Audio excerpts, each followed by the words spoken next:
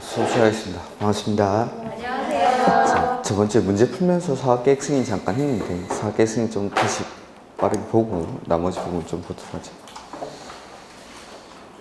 그러면 페이지가 여기 322페이지, 323페이지 쭉 보시면 되겠습니다.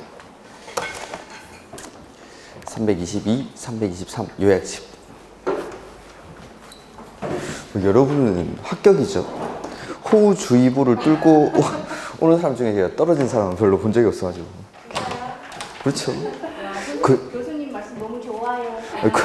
그 정도 열정이면 합격합니다. 지금 이불 속에서 갈까 말까를 고민하는 사람이 얼마나 많겠습니까? 근데 그 고민을 없이 이렇게 학연 왔다는 건 뭐 합격이죠. 자, 그러면은 주택법에서 이제 사업조치가 되는 사람 맨 처음에 등록을 하죠. 등록의 요건은 연간 20호, 20세대, 1만 제곱미터 이상 이런 사업을 할 때는 등록을 합니다. 이렇게. 그 다음에 등록을 한 사업주체가 이제 주택 건설 사업을 할 때 사업 계획 승인을 받죠. 그 다음에 사업 계획 승인을 받고 나서 착공을 합니다. 착공할 때는 공사 계획을 신고해줘야 되고, 그 다음에 공사가 완료되고 나면 건물을 사용하기 전에 뭐 받아야 되죠? 사용 승인. 사용 검사. 너무 자신 있게 말씀하시는데 건축법에서는 사용 승인, 주택법에서는 사용 검사 이렇게 해서 사업계획 승인 뭐 저번 주에 잠깐 했는데 뭐 노트를 보셔도 좋습니다. 문제 풀 때 잠깐 했었죠. 그러면은 노트는 53페이지 정도에 나오겠죠. 첫 번째는 사업계획 승인의 대상이죠. 대상. 어떤 것들 할 때 사업계획 승인을 받는지. 그래서 사업계획 승인이 대상이 되는 건 한 번에 짓는 건물의 개수가, 지금 내 공사하는 규모가 단독주택은 30호, 공동주택은 30세대, 대지조성사업은 1만 제곱미터 이상일 때 사업계획 승인을 받습니다. 이렇게. 그러니까 이게 아닌 것들은 건축 허가 대상이라는 거죠. 근데 예외적으로 50호, 50세대부터 사업계획 승인 받는 게 있으죠. 그래서 50호부터 사업계획 승인을 받는 게 첫 번째가 공공택지에 해당하는 공공사업으로 조성된 용지를 개별 필지로 구분하지 아니하고 일단의 토지로 공급받아 건설하는 단독주택. 제가 이걸 단독주택 단지라고 불렀었고, 두 번째는 이제 한호. 그 다음에 50호, 50세대부터 사업계획 승인을 받는 게 첫 번째가 도시형 생활주택 중에서 단지형 연립이나 단지형 다세대가 세대별 주거전용 면적이 30제곱미터 이상이고 진입도로 폭이 6m 이상일 때. 이렇게. 그 다음에 두 번째는 셀프 방식으로 시행하는 주거환경 개선 사업. 이런 것들은 50호부터. 그 다음에 사업계획 승인 대상에서 제외하는 게 있었죠. 300세대 준주거지역이나 상업지역에서 300세대 미만의 주택과 주택 외 시설을 동일한 건축물로 건축하는 경우로서 주택이 차지하는 비중이 90% 미만일 때, 이런 것들은 사업계획 승인 대상에서 제외한다라는 거. 이렇게. 이게 이제 사업계획 승인 대상이었고, 두 번째 사업계획 승인권자.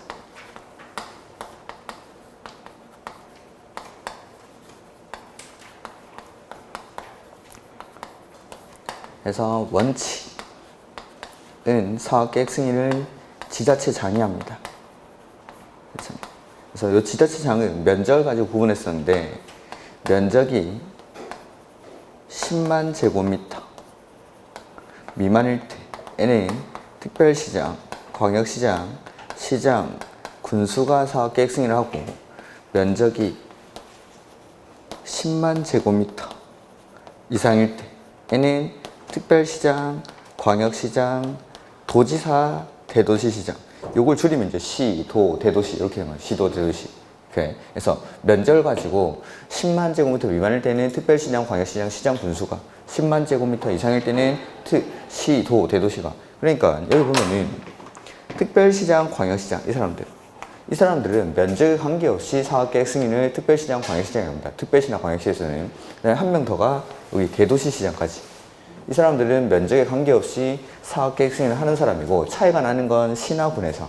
그래서 대도시가 아닌 시랑 군에서는 면적이 작을 때는 시나 군이, 면적이 클 때는 도지사가 이렇게 사업계획 승인을 하는 거. 그 다음에 원칙은 이렇게 지자체장이 사업계획 승인을 하는데, 예외적으로 사업계획 승인을 국장이 하는 경우가 있다라는 거죠. 그래서 첫 번째, 사업을 누가 하죠?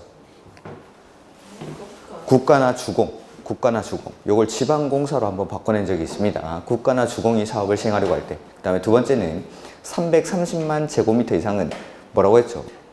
택도 없다고 했죠. 시도에서는 택도 없으니까 국장이. 그래서 택지개발 사업이나 도시개발 사업을 추진하는 지역 중 국장이 지정고시하는 지역에서 주택건설 사업을 시행할 때. 그 다음에 세 번째는 수도권이나 광역시의 긴급한 주택난 해소 내지는 지역 균형 개발, 광역적 차원의 조정이 필요해서 역시 여기도 국장이 지정고시하는 지역에서 주택건설 사업을 시행할 때. 그 다음에 네 번째는 공공, 국가, 지자체, 주공, 지방공사가 총 지분의 50%를 초과 출자한 위탁관리 부동산 수재회사가 사업을 할 때, 이럴 때는 사업 계획 승인을 국장이 한다라는 거. 그래서 뭐 예외적으로 국장이 하는 것들 대표적인 게 국장이 예외적으로 관리계획 결정하는 거.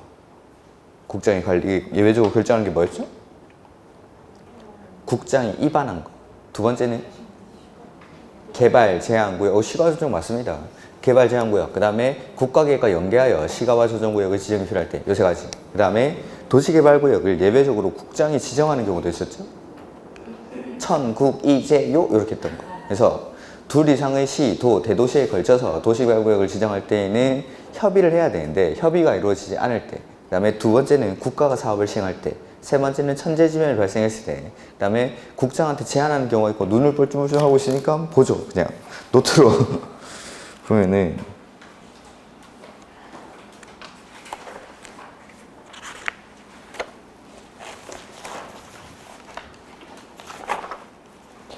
(20페이지)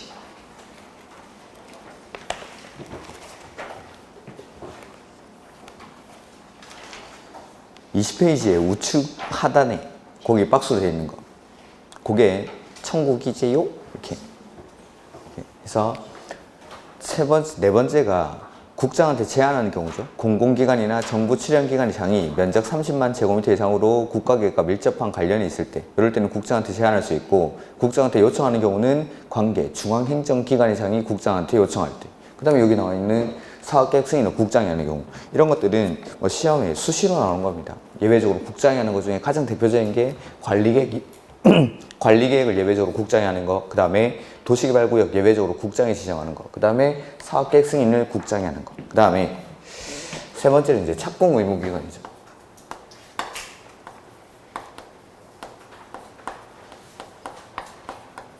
및 사업계획 승인의 취소라고 해서, 자, 승인받고 나서 착공 원칙은 얼마나 해야 되죠?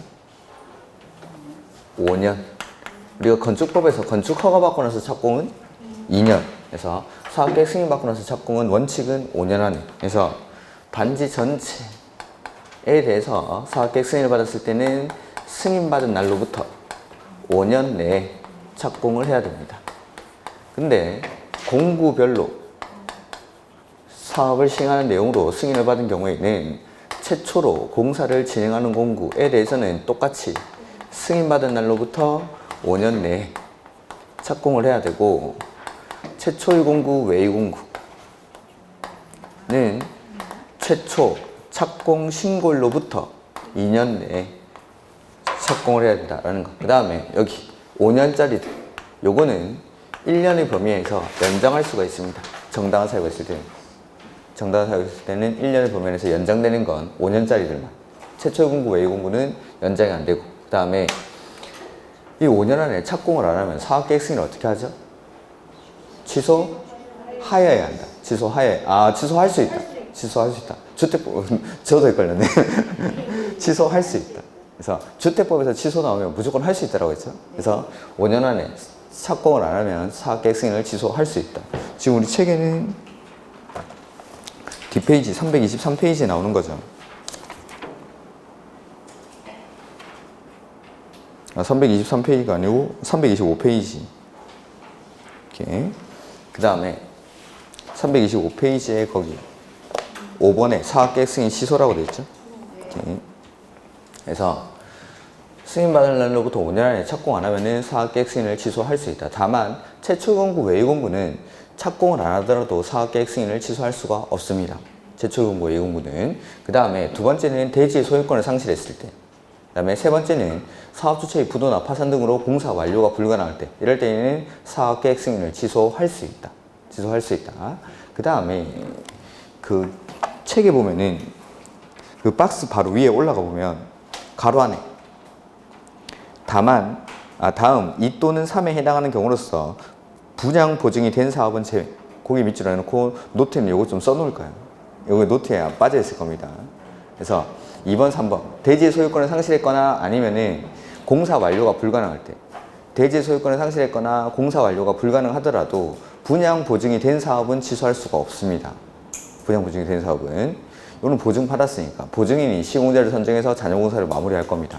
이렇게. 그래서 일단 첫 번째, 승인받은 날로부터 5년 안에 착공 안 하면 사업계획 승인 취소할 수 있는데 최초 공고, 외의 공고는 착공을 안 하더라도 취소할 수 없다. 그 다음에 대지의 소유권을 상실했거나 공사 완료가 불가능할 때는 사업계획 승인을 취소할 수 있는데 분양 보증이 된 사업은 대지의 소유권을 상실했거나 내지는 공사 완료가 불가능하더라도 사업계획 승인을 취소할 수가 없습니다. 이게 착공 의무기간이랑 사업계획 승인의 취소. 이렇게. 그 다음에 네 번째가 이제 사업계획 승인 시 소유권 확보. 소유권 확보랑 매도 청구. 요거는 우리 책에는 거기 324페이지 4번에 있죠. 4번에 소유권 확보. 그래서 사업계획 승인을 신청하려고 할 때 원칙은 소유권을 얼마나 확보해야 되죠? 네, 100%. 남의 땅에 건물 지을 수 없으니까 소유권을 확보를 해야 되는데 예외적으로 소유권을 100% 확보하지 않더라도 사업계획 승인을 받을 수 있는 경우가 있다라는 거죠. 그래서 첫 번째, 지구 단위 계획 결정이 필요한 곳에서는 얼마? 80% 이상의 뭐죠? 권원을 확보를 하면 되고, 등록사업자와 공동으로 사업을 하는 조합의 경우에는 얼마? 95% 이상의 소유권을 확보해야 됩니다. 그리고 소유권이나 권한을 확보하지 못한 대지가 매도 청구 대상이 될 때, 이럴 때는 사업계획 승인을 받을 수 있다. 그 다음에 두 번째, 소유권을 확보하지 못했지만 뭘 확보했죠? 권한을 확보했을 때. 그 다음에 세 번째는 공공, 국가, 지자체, 주공, 지방공사 이런 사람들. 믿을 수 있으니까 이런 사람들. 그 다음에 하나 더 있습니다. 노트에는 이게 빠져 있는데 너무 당연한 거라서 리모델링 결의에 찬성하지 아니한 자에게 매도 청구를 했을 때, 그러니까 리모델링은 나중에 정리를 할 건데 리모델링 결의를 할 때, 그러니까 조합 설립하고 나서 허가 신청할 때는 동의 요건이 또 따로 있습니다. 75% 이상이 동의를 해야 사업을 할 수 있습니다. 리모델링에. 그러면은 반대한 25%한테는 당연히 매도 청구를 하겠죠. 그래서 리모델링 결의에 찬성하지 아니한 자에게 매도 청구를 했을 때, 이럴 때도 사업계획 승인을 받을 수가 있다라는 겁니다. 이렇게. 그 다음에 여기서 소유권을 확보하지 못한 대지들, 여기 80%, 5%, 요 모자란 요 토지들을 해결하기 위한 방법이 바로 이제 매도 청구죠. 그래서 얘네들 사업계획 승인은 아직 내가 100% 확보하지 않더라도 사업계획 승인을 받을 수 있지만 착공을 들어갈 때는 100%를 확보 못하면 착공을 못하는 거죠. 그래서 나머지 20%랑 5%를 해결을 해야 되는데 그 방법이 이제 매도 청구. 자, 우리가 아는 것부터 매도 청구할 때 가격은 시가로 하고 얼마 이상 협의해야 되죠? 3개월 이렇게. 그 다음에 낙가문화 같은 애들은 일간신문에 2차례 이상 공고하고 30일 지났을 때는 매도 청구 대상이 되는 토지로 보고, 그런 토지들은 감정가를 공탁하고 사업을 할 수 있습니다. 이렇게. 그 다음에 내가 가지고 있는 권한이 95% 이상입니다. 그러면은 누구한테? 모든 소유자에게 매도 청구가 가능합니다. 모든 소유자. 근데 80% 이상, 95% 미만일 때에는 원주민을 제외하죠.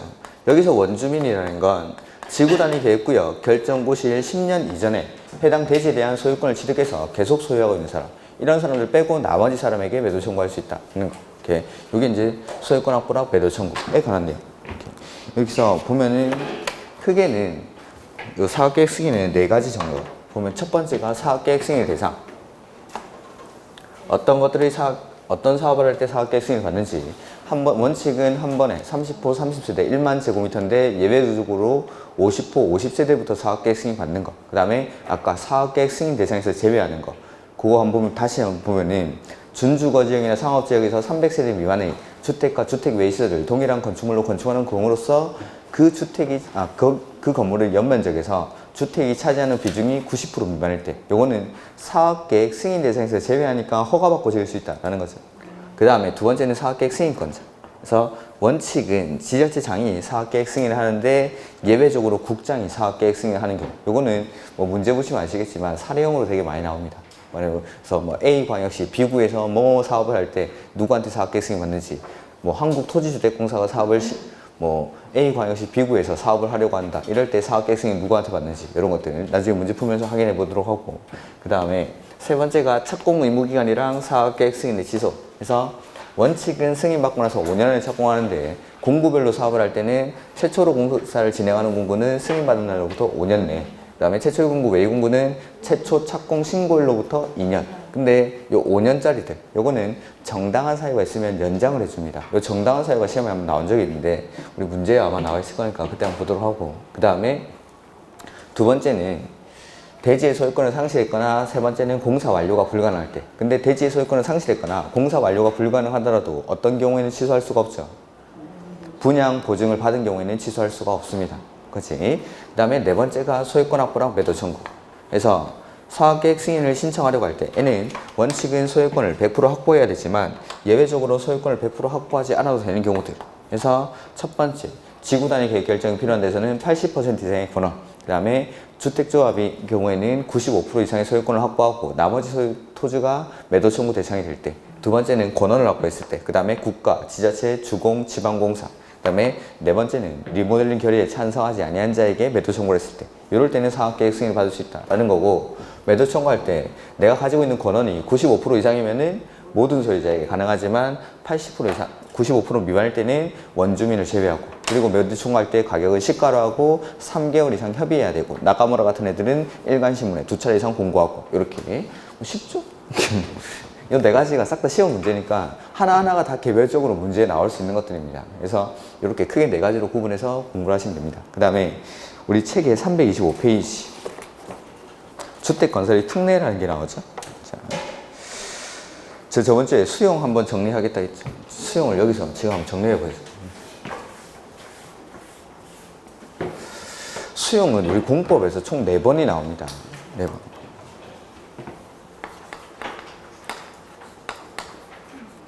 그래서 맨 처음에는 나왔던 게 도시군 계획 시설 사업 할 때 국계법에서 기반시설을 설치하는 거죠. 기반시설이 관리계획으로 결정되면은 도시군 계획 시설로 바뀌고, 그 도시군 계획 시설을 설치, 정비, 개량하는 사업을 도시군 계획 시설 사업이라고 합니다. 기억이 안 나시면 노트는 한 12페이지 정도에 나오지 않을까 생각하면 돼요.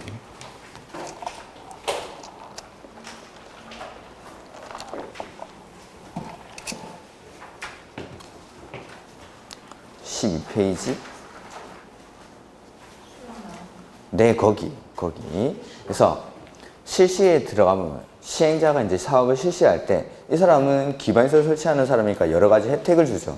그래서 첫 번째, 타인의 토지를 수용할 수 있고, 타인의 토지를 일시 사용하거나 출입할 수 있고, 그 다음에 관계서류를 무상으로 열람할 수 있고, 공시송달할 수 있고, 사업을 분할해서 시행할 수 있고, 그 다음에 국공유지의 경우에는 관리계획을 정하지 목적 외의 목적으로는 처분할 수 없다. 그 12페이지. 그래서 거기 이제 처음으로 수용이 나오는 겁니다. 시설 사업할 때. 두 번째는 어디서 나오냐면 도시개발법. 도시개발 사업을 할 때 방식이 크게 두 가지죠. 하나는 한지 방식, 하나는 수용 방식. 그때 수용이 나오는 겁니다. 그래서 도시개발 사업. 개발 사업을 할 때 수용 방식이라는 게 나오고, 그 다음에 정비 사업을 할 때 또 수용이 나옵니다. 정비 사업을 할 때. 그리고 지금 보시는 주택법에서 주택 사업을 할 때, 주택 건설 사업. 주택법에서의 수용이라고 하죠. 이렇게 크게는 네 가지.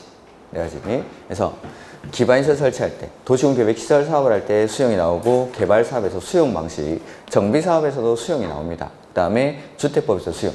자, 시설 사업, 개발 사업, 정비 사업에서의 수용은 요 세 가지. 표로 나는 요 세 가지 수용은 공공이든 민간이든 모든 시행자가 수용을 할 수 있습니다. 모든 시행자가.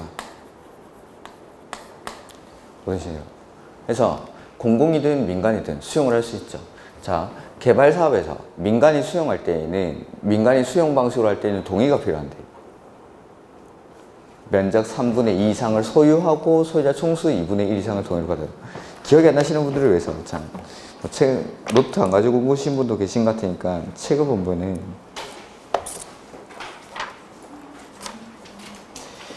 218페이지, 219페이지. 거기 수용 방식 나오죠? 거기 원칙 시행자는이라고 돼 있죠. 그러니까 시행자는이라고 돼 있으니까 공공이든 민간이든 다 수용을 할 수 있다라는 겁니다. 219페이지 수용 방식의 거기 원칙. 그러니까 시행자는이라고 했으니까 공공이든 민간이든 모든 시행자가 수용을 하는데 그 밑에 예외. 수용 시 민간 시행자의 경우에는 동의받죠. 면적 3분의 2 이상을 소유하고 소유자 총수 2분의 1 이상의 동의를 받아라는 거. 그래서 누구든지 다 수용을 할 수 있지만 민간이 수용 방식으로 사업을 할 때는 면적 3분의 2 이상을 소유하고 그 다음에 소유자 총수 2분의 1 이상의 동의를 받는다. 이 소유한다는 동의 요건이 딱 한 번 더 나왔습니다. 시설 사업할 때 한 번 더 나오는데 왜 나오는지 한번 보죠. 앞쪽에 넘겨보면은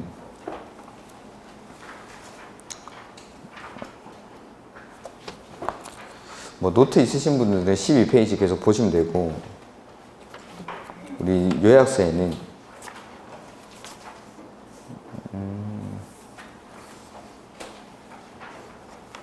201페이지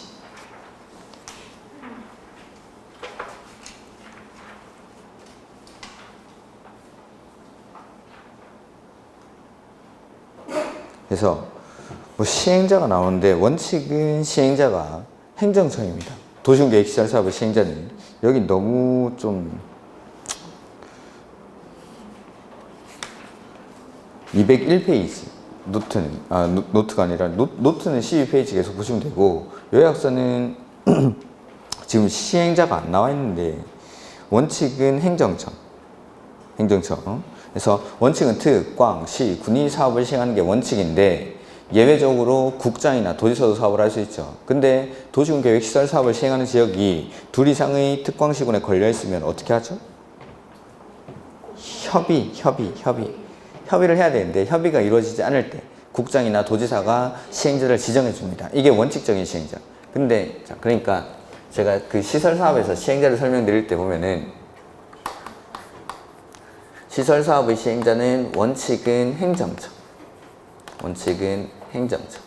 그래서 방금 말씀드렸던 게 특, 광, 시, 군이 원칙적인 시행자인데 예외적으로 둘 이상의 특광시군에 걸쳐서 사업을 시행할 때는 협의를 해야 되고 협의가 이루어지지 않을 때는 국장이나 도지사가 시행자를 지정해 줍니다. 그리고 예외적으로 국장이나 도지사가 직접 사업을 시행하는 경우도 있습니다.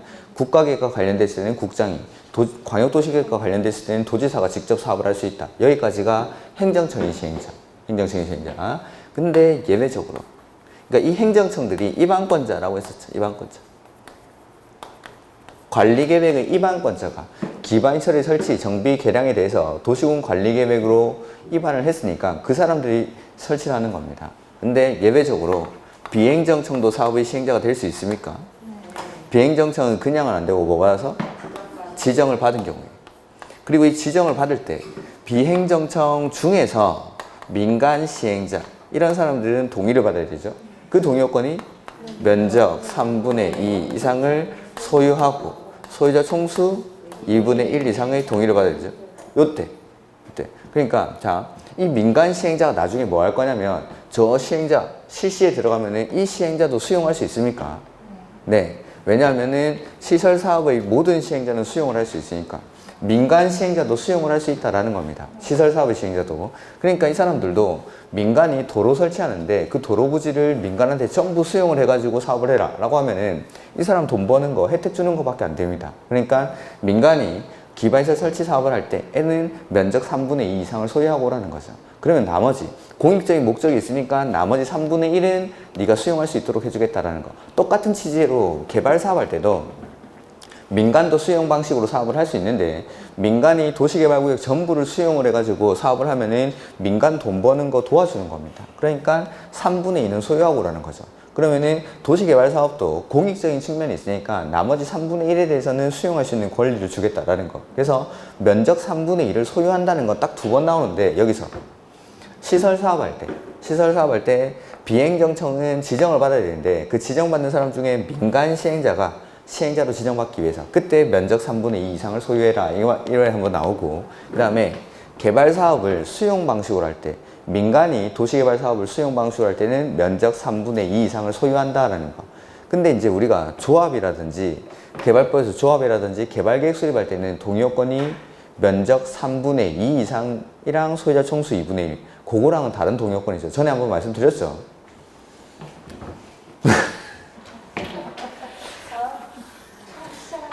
자, 여기 도시개발구역입니다. 지금 본 면적 3분의 2 이상을 소유하라는 건 시행자가 3분의 1을 가지고 오라는 겁니다. 소유.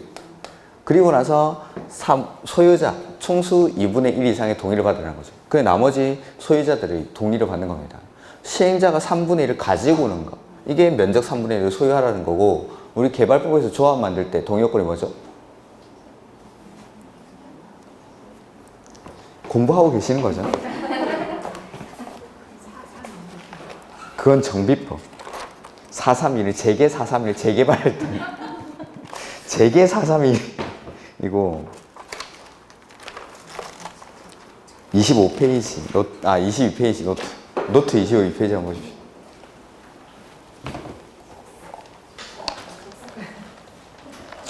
내가 속상한 내가.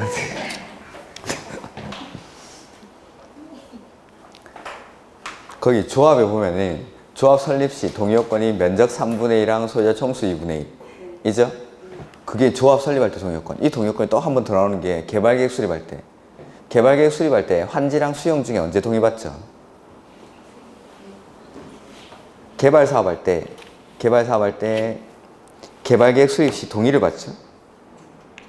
보죠. 그것도 앞에 가보면은 19페이지. 거의 개발계획 3번에 동의요건 나오죠? 그 동의요건에 수용 X 환지 동그라미 보입니까? 네. 19페이지 3번에 수용 X 환지 동그라미니까 언제 동의받는 거죠? 환지 방식일 때. 수용 방식일 때는 수용 보상금 받고 나갈 거니까 동의 안 받는다고 했죠. 환지 방식은 들어와서 살아야 되니까 이 도시개발구역이 어떻게 만들어지는지 궁금한 겁니다. 그러니까 그 동의를 받으라는 거죠. 오케이. 그래서 그때 동의요건이 면적 3분의 1이랑 소유자 총수 2분의 1. 그러니까 환지 방식으로 사업을 할 때 개발계획 수립 시 동의요건이 면적 3분의 1이랑 소유자 총수 2분의 1. 그 다음에 조합 설립 시 동의요건이 면적 3분의 1이랑 소유자 총수 2분의 1. 이때 자 면적 3분의 2랑 소유자 총수 2분의 1이라는 건 정확하게 말하면 면적 3분의 2 이상에 해당하는 소유자와 소유자 총수 2분의 1 이상의 동의입니다. 그러면은 자 만약에 지금 방금 면적 3분의 2 이상을 소유한다는 동의요건을 봤죠. 시행자가 이걸 가지고 와야 된다는 겁니다. 시행자가 3분의 1을 소유를 하고 오면은 나머지 3분의 1은 수용할 수 있게 해주겠다. 대신에 나머지 소유자들의 2분의 1 이상의 동의를 받으라는 거죠. 여기서 사업을 할 때. 근데 면적 3분의 2 이상에 해당하는 소유자랑 소유자 총수 2분의 1. 요거는 뭐냐면 자 총 도시개발구역 안에 소유자가 100명입니다. 근데 갑이라는 사람 한 명이 3분의 1을 소유를 하고 있습니다. 그리고 나머지 99명이 3분의 1을 나눠 갖고 있는 거죠. 그러면은 면적 3분의 2 이상에 해당하는 소유자랑 소유자 총수 2분의 1이라는 동의요건은 일단 면적요건, 요거는 갑한테만 동의받으면 통과. 면적 3분의 1을 가지고 있는 사람한테 동의를 받으라는 겁니다. 그 다음에 이것만 하면 안 되죠. 플러스니까. and 소유자 총수 2분의 1. 면적에 관계없이 숫자의 2분의 1 이상의 동의를 받으라. 그러면은 일단 이 사람 동의받았으면은 면적 요건은 통과를 했는데 나머지 99명 중에서 49명한테 동의를 받아야 50% 이상이 되겠죠. 2분의 1 이상. 요게 이제 면적 3분의 2 이상에 해당하는 소유자랑 소유자 총수 2분의 1. 근데 면적 3분의 2 이상을 소유하라는 건 이 소유는 시행자가 가지고 오라는 거예요. 시행자가. 그러니까 조합 만들 때는 면적 3분의 2에 해당하는 소유자한테 동의를 받고 면적에 관계없이 소유자 총수의 2분의 1 이상 동의받는 거고, 수용하기 위해서 나오는 이 면적 3분의 2 이상을 소유하라는 건 시행자가 3분의 1을 가지고 오면은 나머지 3분의 1에 대해서 소용할 수 있게 해주겠다. 이런 것들. 다른 동의요건입니다, 이게. 뭐, 그냥 외우십시오. 모르겠으면. 이해를 하면 되게 편한데, 이게. 안 되면 외워야죠. 그래서 이런 것들. 개발법에서 보면 면적 3분의 1이랑 소유자 총수 2분의 1 그게 2번 나왔어요. 2번. 그래서 요때 시설사업, 개발사업, 정비사업에서 나오는 수용은 공공이든 민간이든 모든 시행자가 합니다. 모든 시행자가. 근데 우리 지금 요약서 앞으로 넘겼었나? 요약서 지금 우리 보던 거.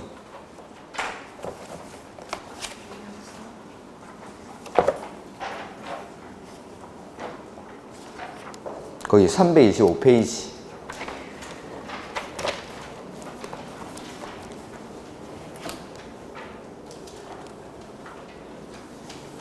(325페이지에) 토지 등의 수용 또는 사용 나와 있죠.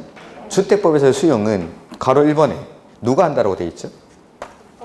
국가, 지자체, 주공, 지방공사, 공공만. 가로 옆에 민간은 수용권한 X 이렇게 되어 있죠. 요거는 노트에도 거기 다 되어 있습니다. 그래서 주택법에서의 수용은 공공만 합니다. 민간은 수용을 할 수가 없습니다. 그러니까 요게 첫 번째 차이점. 시설사업, 개발사업, 정비사업에서의 수용은 공공이든 민간이든 다 할 수 있는데 요거 주택법에서의 수용은 공공시행자만 할 수 있습니다. 공공시행자만. 그래서 주택법에서의 수용은 공공만. 그 다음에 수용할 때는 원칙 무슨 법 준용하죠? 공치법. 그건 다 똑같습니다. 그러니까 요 네 가지 수용에서 원칙은 모두 공치법을 준용한다라는 거. 원칙은 공익사업을 위한 토지 등의 취득 및 보상에 관한 법률 요거를 준용을 하겠다라는 거죠. 근데 원칙은 공치법 준용하는데 준용하는 특례들이 있죠. 첫 번째가 사업, 인정, 고시의 특례. 두 번째는 재결, 신청, 기간의 특례. 항상 나오는 거예요. 수용 나오면 원칙은 공치법 준용하는데 공치법 준용하는 특례가 첫 번째 사업인정고시의 특례, 두 번째가 재결 신청 기간의 특례. 그래서 이 사업인정고시의 특례는 항상 사업을 할 수 있을 때입니다. 사업을 할 수 있을 때. 그래서 일단 요 표로 만들면 이렇게 하면 되겠죠. 그래서 원칙은 공치법을 준용하는데 공치법을 준용 안 하는 게 사업인정고시의 특례, 재결 신청 기간의 특례. 그래서 이 재결 신청 기간은 다 똑같다라고 했죠. 언제? 사업 시행 기간 안에. 사업 시행 기간 내에 네 가지 수용에서 이게 다 똑같습니다. 이렇게. 그 다음에 사업 인정 고시도 다 똑같습니다. 이게 사업을 할 수 있을 때입니다. 사업을 할 수 있을 때. 그러니까 우리가 사업의 절차에서 볼 때 실시라든지 착공 앞에 있는 거. 앞에 사업을 할 수 있을 때라는 건 실시할 수 있을 때, 착공할 수 있을 때 그걸 말하는 겁니다. 저기 착공 앞에 뭐 써져 있죠? 사업 계획 승인? 네네네. 그거. 써 있는 거 읽으라는데. 써 있는 거 읽으라고. 죄송합니다. 네. 확실하게 말씀드렸는데 제 불찰입니다. 착공에 들어가려면 사업계획 승인을 받아야 되죠. 그래서 주택법에서는 사업 인정 고시가 언제냐면 사업 계획 승인, 사업계획 승인이 있는데 그 다음에 자 정비사업에서는 실시하려면은 무슨 계획을 인가받아야 됩니다. 시행자가 정해지고 정비사업에서는 시행자가 정해지고는 그 시행자가 만드는 계획이 뭐였죠? 사업 시행계획. 사업 시행계획. 시설사업 할 때는 시행자가 정해지거나 무슨 계획 만들죠? 실시계획. 실시. 화이팅? 그러니까 자 실시계획을 인가받고 고시하고 나면 사업을 실시를 합니다. 정비사업에서는 사업 시행계획 인가받고 고시하고 나면 사업을 실시를 하죠. 그래서 이때. 그래서 시설사업 할 때는 실시계획의 고시가 있을 때.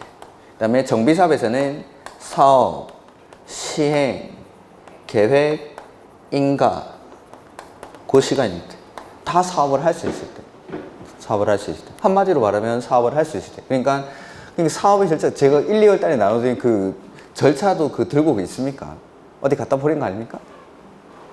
목차만 쭉 나열해놓은 거 그 한 장짜리 나눠드렸는데 기억도 안 나시겠죠?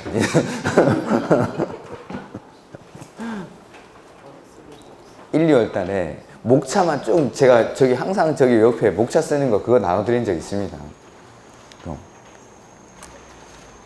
됐습니다. 찾지 마십시오. 거기 보면은 실시 앞에 시설 사업할 때는 실시 계획 인가 고시를 받고 나서 실시를 하죠. 그래서 아까 우리 보면은 시설 사업할 때 실시 계획 인가 받고 고시하고 나서 실시를 하면은 그 시행자한테 몇 가지 혜택을 준다라고 했죠. 수용할 수 있고 타인의 토지 출입할 수 있고 그다음에 관계 서류를 무상으로 열람할 수 있고 공시 송달할 수 있고 이런 것들 여기 실시해서 하는 거. 그다음에 실시를 하죠. 정비사업에서 사업 시행 계획 인가 고시되고 나서 실시를 하면은 정비사업에서는 제가 실시 단계에서 두 개로 나눴죠. 첫 번째 분양 신청 받고 분양 신청 받은 현황을 기초해서 뭐 만들죠? 관리 처분 계획 이렇게 하는 거. 그다음에 제가 개발 사업은 지금 안 썼죠. 개발 사업만 특이한 겁니다. 개발 사업에서는 사업 인정 고시를 언제를 사업 인정 고시가 있는 걸로 봐줬죠. 그렇죠. 그건 기억하시면서 쌤, 요게 특이한 거, 잘했습니다. 그게 이제 이게 특이하니까 주로 이게 시험에 나오는 거예요. 세부 목록을 오셨을 때 수용 또는 사용의 대상이 되는 토지 등의 세부 목록을 오셨을 때 다른 건 다 사업을 할 수 있을 때, 그러니까 실시나 착공 앞에 있는 거에서 사업 인정 고시가 있는 걸로 봐주는데 요것만 좀 특이하죠. 이 세부 목록 고시 이게 개발법에서는 어느 계획에 들어갔던 거죠? 개발 계획에. 박스에다 주게 하라죠. 박스에다 주게. 개발 계획. 그러니까 원래는 실시 계획 인가 받아야 사업 인정 고시가 있는 걸로 봐주는데 개발법에서는 LH 같은 사태를 방지하기 위해서 수용의 시점을 앞으로 쭉 당기는 겁니다. 개발 계획 수립한 대로. 그러니까 이 세부 목록 고시 이게 특이한 거죠. 이게. 그러니까 맨날 이게 시험에 나오는 거죠. 다른 것들은 여러분들은 모르시지만 여러분들은 다 이게 외우는 것 같지만 대학교 교수님들이 보기에는 다 이거 다 사업할 수 있대지. 이게 너무 당연한 거예요. 너무. 사업을 할 수 있을 때라고 이제 다 똑같은 겁니다. 그러니까 이게 특이한 거니까 여기 시험에 주로 나오는 거죠. 이렇게. 그래서 사업의 절차를 알고 있으면 많은 것들이 해결됩니다. 실시 앞에 있는 거. 시설 사업할 때는 실시 계획 고시가 있는 때. 정비 사업에서는 사업 시행 계획 인가 고시가 있는 때. 근데 주택법에서는 착공하려면 사업 계획 승인을 받아야 되니까 사업 계획 승인이 있는 때. 근데 개발법만 특이하게 세부 목록을 고시할 때. 그 다음에 재결 시청 기간에 특례는 네 가지 수용이 다 똑같이 사업 시행 기간 내. 뭐 표현 방식만 좀 다르죠. 개발법에서는 사업 시행 기간 종료일까지 이렇게 표현을 하긴 하는데 어쨌든 사업 시행 기간 안에 수용 이게 썼다며요. 수용. 네 가지 수용. 그래서 수용 나오면 원칙은 공시법 준용하는데 공시법 준용 안 하는 특례가 두 가지. 사업인정고시 특례, 재결신청 기간의 특례. 사업인정고시 특례는 한마디로 말하면 사업을 할 수 있을 때 실시 앞에 있는 거. 그래서 시설 사업할 때는 실시계획 인가받고 고시하고 나면은 사업을 실시하니까 그때 실시계획 고시가 있는 때. 그 다음에 정비사업에서는 실시계획 대신에 만드는 게 사업시행계획 인가고시가 있는 때. 그 다음에 주택법에서는 착공하려면은 사업계획 승인을 받으니까 사업계획 승인이 있는 때. 때. 근데 이제 개발법만 특이하게 세부 목록을 보셨을 때. 그 다음에 재결 시청 기간은 네 가지 수용이 딱 똑같이 사업 시행 기간 내에. 그리고 요 수용의 주체에서 좀 특이한 게 시설 사업이나 개발 사업, 정비 사업은 공공 민간을 가리지 않고 모두 수용할 수 있지만 주택법의 수용은 공공만, 국가, 지자체, 주공, 지방공사가 국민주택 건설 사업을 할 때 그때만 수용할 수 있습니다. 그래서 보면은 국민주택을 건설하거나 국민주택을 건설하기 위한 대지를 조성하는 경우에는 토지나 토지에 정착한 물건 그 밖의 소유권의 권리를 수용할 수 있다. 그래서 국민주택을 건설하거나 국민주택 건설 사업을 할 때 그때만 수용할 수 있습니다. 그때만. 공공이 국민주택 건설 사업을 할 때 그때만 수용할 수 있다라는 거. 이렇게. 그 다음에 뒤에 나오죠. 원칙은 공시법을 준용하는데 공시법 준용 안 하는 게 사업계획 승인인 때를 사업인정고시가 있는 것으로 봐주고 그 다음에 재결 신청 기간은 사업 시행 기간 내. 이렇게 항상 수용이 나오면은 그냥 고정으로 나오는 거죠. 수용 나오고 원칙은 공시법 준용한다. 근데 공시법 준용 안 하는 게 이런 것들. 그 다음에 정비법에서는 사후 현물 보상의 예외가 있고 뭐 수용 방식 개발 사업에서는 토지 상환 채권이라는 게 또 있었습니다. 그런 게. 그래서 이 정도 수용은 이렇게 정리하시면 됩니다. 그 다음에 그 밑에 사업 시행에 관한 조치라는 게 나오죠. 자, 국공유지.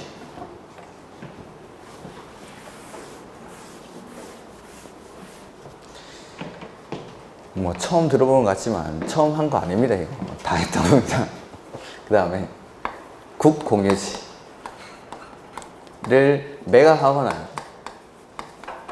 임대하려고 하는데 이걸 일정한 사유가 있을 때는 그 사람들에게 우선적으로 매각하거나 임대할 수 있습니다. 그래서 첫 번째가 국민주택 규모의 주택을 50% 이상 건설하거나 조합주택을 건설할 때 이런 주택 건설 사업을 하는 사람들이 국공유지를 매각을 요청하거나 임대를 요청하는 거죠. 그러면은 이 사유가 있으니까 이런 사람들에게 우선적으로 매각을 하거나 임대하겠다라는 겁니다. 근데 이 사유가 있어서 매각을 했는데 만약에 안 하면 어떻게 할 거냐라는 거죠. 그래서 매각한 건 환매해오고 임대계약은 취소할 수 있습니다. 얼마 안에 하면? 2년 안에 안 하면. 이게 국공유지의 우선 매각 및 임대. 그 다음에 그 밑에 칸에 환지 방식에 의한 도시개발 사업으로 조성된 대지에 활용해서 1번에 사업주체의 채비지 우선 매각해서 사업주체는 국민주택 용지로 사용하기 위해서 그냥 일반 주택 건설 용지가 아니죠. 국민주택 용지로 사용하기 위해서 도시개발 사업의 시행자에게 채비지 매각을 요구하면 그 시행자는 채비지 총 면적의 2분의 1까지를 그 국민주택 건설 사업을 하는 사람에게 우선적으로 매각할 수 있습니다. 그 다음에 매각 방법 원칙은 경쟁 임차를 하는데 예외적으로 수의계약할 수 있다라는 거고, 그 다음에 동그라미 2번에 자 개발 사업을 할 때 채비지라는 건 환지 방식에서 사업을 할 때 그 환지 계획에 들어갑니다. 환지 계획의 내용이 설계, 새거, 헝거, 비용, 입체한지 중에서 비용이 채비지 보류지 명세죠. 그러니까 환지 계획을 수립을 해야 채비지 명세가 나올 텐데 그 계획을 수립하기 전에 팔아라 하는 거죠. 그러면은 시행자는 도시개발 사업의 시행자는 환지 계획을 수립할 때 그 사람한테 줄 걸 하나의 단지로 지정을 해야 됩니다. 그래서 밑에 보면은 환지 계획 작성 전 매각 요구하면은 사업 주체가 환지 계획의 작성 전에 채비지 매각을 요구한 때에는 도시개발 사업의 시행자는 사업 주체에게 매각할 채비지를 그 환지 계획에서 하나의 단지로 정해야 함. 이렇게 돼 있죠. 이렇게. 아직 계획을 수립하기 전이니까 계획을 수립하면서 아예 그 사람한테 줄 걸 따로 빼놓는다 이 말이죠. 이렇게. 그 다음에 채비지 양도 가격은 원칙은 감정가로 하는데 임대주택을 건설할 때는 조성원가로 할 수 있습니다. 이렇게. 그 다음에 토지 매수 업무 위탁. 자, 주공이 한국토지주택공사가 주택건설 사업을 하려고 하는데 그 주택건설 사업을 하려는 지역이 경상남도 통영에서 하려고 합니다. 주공이 경상남도 통영까지 내려가기 쉬울까요? 어려울까요? 그래서 지자체장에게 위탁합니다. 그러니까 업무의 위탁은 국가, 지자체, 주공, 지방공사 싹 다 할 수 있는 게 아니라 국가랑 주공만, 중앙에 있는 사람들만. 지자체는 굳이 지가 다른 사람한테 업무를 위탁할 필요가 없겠죠. 지방에 있으니까. 그래서 중앙에 있는 국가랑 주공만. 주어를 잘 보셔야 됩니다. 국가랑 주공만. 국가랑 주공이 토지의 매수 업무나 손실 보상 업무를 지자체장에게 위탁합니다. 이렇게. 그 다음에 위탁 수수료는 국가 기관들이니까 2% 줍니다. 2%.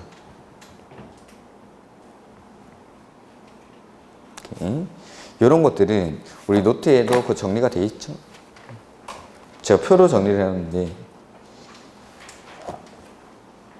56페이지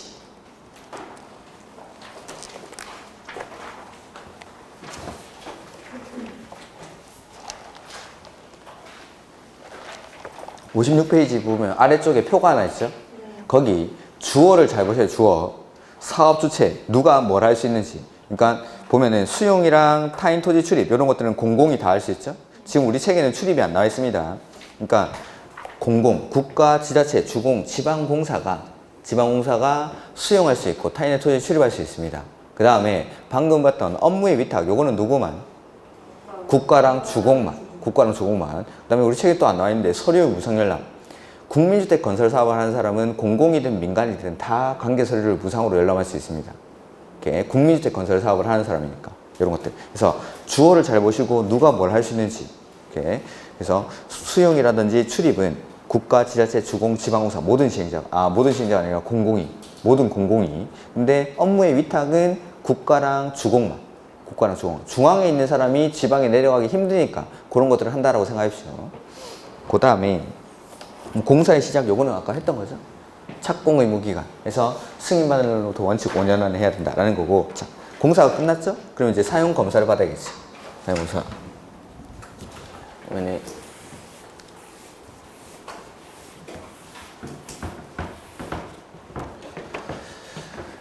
사용검사. 사용검사는 사용검사 신청받은 날로부터 며칠 안에 해야 되죠? 15일. 사용 승인은 7일, 사용 검사는 15일. 이렇게 했죠? 7일 보름, 7일 보름, 7일 보름. 요거 14일 아니고 15일. 7일 보름, 7일 보름. 이렇게. 그다음에 사용 검사는 원칙 시장, 군수, 구청장이 합니다. 시장, 군수, 구청장. 근데 예외적으로 여기 사업 계획 승인을 국장이 했을 때는 사용 검사도 국장이 합니다. 그러니까 사업 계획 승인을 누가 하느냐에 따라서 사용 검사를 하는 사람이 달라집니다. 그래서 원칙은 시장, 군수, 구청장이 하는데 국장에게 사업 계획 승인을 받은 경우에는 국장에게 사용 검사를 합니다. 이거는 그 앞에 페이지에 있죠. 방금 봤던 바로 앞에 페이지. 뒤로 넘어가면 안 되고 바로 앞에 페이지에 있습니다. 그래서 이런 사람들이 사업 계획 승인한다. 자, 보면은 원칙 사용 검사권자 해서 시장, 군수, 구청장이라고 돼 있죠. 책에. 근데 예외, 국가, 주공 뭐 이런 것들 사업 계획 승인을 국장이 했을 때는 그래서 첫 번째 줄 맨 끝에 국장에 사업 계획 승인을 얻은 경우, 국장으로부터 사업 계획 승인을 얻은 경우에는 국장이 사용 검사권자임 이렇게 돼 있죠. 그래서 사업 계획 승인을 누가 하느냐에 따라서 사용 검사를 하는 사람이 달라집니다. 지자체장이 사업 계획 승인을 했을 때는 사용 검사도 시장, 군수, 구청장.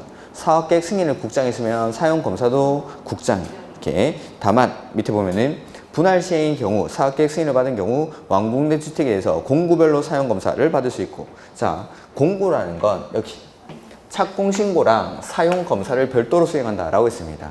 착공신고랑 사용 검사들 공사를 따로 시작했죠. 최초의 공구는 승인받은 날로부터 5년 안에, 최초의 공구, 외 공구는 최초 착공신고로부터 2년 안에. 공사 시작을 따로 했으니까 완료도 따로 되겠죠. 그럼 사용 검사도 별도로 받을 수 있다라는 겁니다. 이렇게. 그 다음에 사업계획 승인 조건은 이행이라고 되어 있습니까? 미이행이라고 되어 있습니까? 미이행이라고 했죠 전에? 미이행. 이행하지 아니한 경우. 이럴 때는 동별로 사용 검사를 받을 수 있다. 이렇게 동별로. 그 다음에 뭐 나머지 사유들은 됐고 사용 검사의 통보해서 며칠 안에? 15일 안에. 15일 안에. 그 다음에 사용 검사의 시기라고 되어 있는데 보면은 사업 주체 또는 입주 예정자는 사용 검사를 받은 후가 아니면 주택 또는 대지를 사용할 수 없다라고 되어 있는데 예외 사용권자의 임시 사용 승인을 얻은 경우에는 그러하지 않는다. 해서 임시 사용 승인을 받은 경우에는 건물을 사용할 수 있다라는 거죠. 근데 그 임시 사용 승인의 방법이 주택은 뭐별로? 동별로. 공동주택은 세대별로. 대지는 구획별로. 주택은 동별로, 공동주택은 세대별로, 대지는 구획별로. 주택은 동별로, 공동주택은 세대별로, 대지는 거기 표에. 주택은 동별로, 공동주택은 세대별로, 대지는 구획별로. 주택은 동별로, 공동주택은 세대별로, 대지는 구획별로. 주택은 동별로, 공동주택은 세대별로, 대지는 구획별로. 그 다음에 매도 청구는 아까 앞에서 했었고, 그 다음에 소유자 확인이 곤란한 대지의 처분. 요게 이제 아까 나카무라죠? 그 다음에 우리 책에 지금 안 나와 있는 게 뭐가 있냐면 하나 중요한 건 자, 이 사용 검사는 사업 주체가 신청을 합니다. 사업 주체가 사용 검사권자에게 사용 검사를 신청을 해야 되는데 만약에 이 사업 주체가 파산했거나 내지는 정당한 사유 없이 사용 검사를 신청하지 않는 경우 이럴 때 그래서 파산했을 때는 첫 번째 시공 보증인 이 잔여 공사를 마무리하고 사용 검사를 신청할 수 있습니다. 첫 번째는 근데 보증인도 없거나 보증인도 파산했을 때 이럴 때는 누가? 입주 예정자 대표회의가 시공자를 선정해서 잔여 공사를 마무리하고 이 사람들이 직접 사용 검사를 신청할 수 있다라는 거. 그 다음에 이렇게 보증인이나 입주 예정자가 사용 검사를 신청했을 때는 사업주체가 지금 파산했죠. 원래 아파트가 완공이 되면은 사업주체 명의로 먼저 보존 등기를 해야 됨에도 불구하고 이 사람이 파산을 했으니까 보증인이나 입주 예정자 명의로 바로 보존 등기를 할 수 있습니다. 그 다음에 정당한 사유 없이 사업주체가 사용검사를 신청하지 않을 때에는 보증인, 입주 예정자뿐만 아니라 시공자까지 사용검사를 신청할 수 있습니다. 여기는 시공자는 지금 사업주체가 파산했으니까 시공자는 사용검사를 신청할 수 없습니다. 어차피 앞 공사비 못 받으니까. 근데 시공자는 공사 다 끝나고 나서 지금 공사비 받아야 되는데 이 사람이 사용검사를 신청하지 않고 있으니까 시공자도 할 수 있다는 거. 정당한 사유 없이 할 때 이렇게 이런 것들까지. 그 다음에 사용검사 후 매도 청구라는 게 거기 329페이지 나와 있죠. 우리 노트는 어디 저 뒤에 정리가 되어 있는데, 자, 요거는 자, 사용검사 후니까 공사 다 끝났죠? 공사 다 끝나고 나서 매도 청구를 하겠다라는 겁니다. 사용검사 후 매도 청구. 그래서 공사가 다 끝나고 나서 아파트 단지에 이제 입주자들이 입주를 해 있는 겁니다.